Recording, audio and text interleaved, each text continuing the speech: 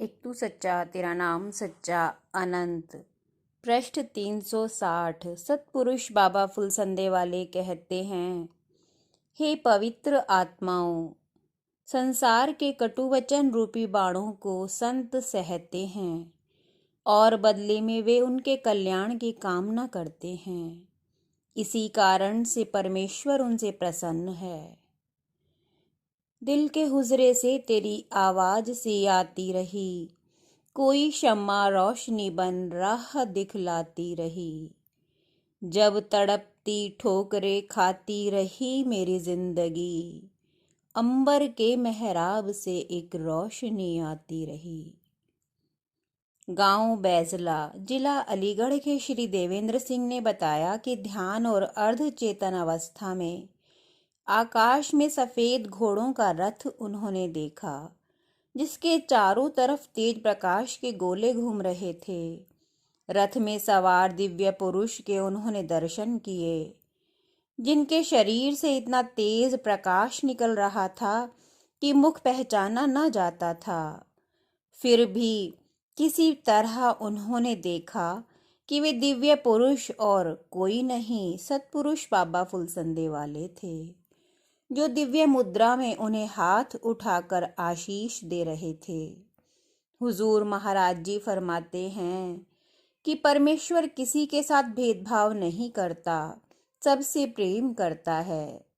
क्योंकि परमेश्वर ही यदि प्रेम नहीं करेगा तो दुनिया में कौन है किसी की सुनने वाला। परमेश्वर को दीनता प्यारी है, वह दीनों की करुणा में बसता है। परमेश्वर के सेवक यमदूत ने आकर हुजूर सतपुरुष से कहा, गुरुदेव, क्या आप हमारे यहाँ भी सत्संग कर सकते हो? वह एक हरिजन परिवार का था। हुजूर सतपुरुष ने कहा, क्यों नहीं, तुम्हारे यहाँ सत्संग अवश्य होगा। फिर वह अति दीनता से बोला, गुरुदेव, भोजन भी करोगे? सत्संग दोपहर का था और हुजूर सतपुरुष के आजीवन निर्जल व्रत थे। रात्रि का सत्संग कहीं अन्य स्थान पर था।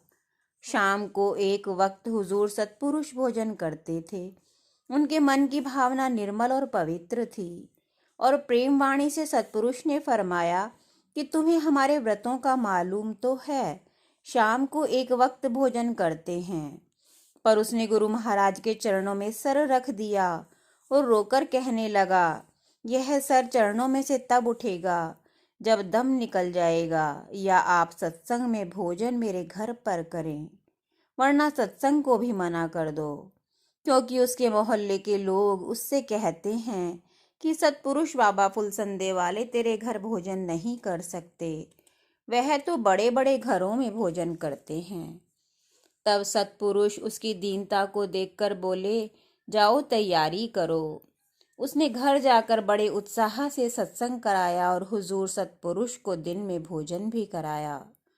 हुजूर सतपुरुष ने वहां अपनी पवित्र वाणी से फरमाया कि पार ब्रह्म परमेश्वर को दीनता प्यारी है, अभिमान नहीं।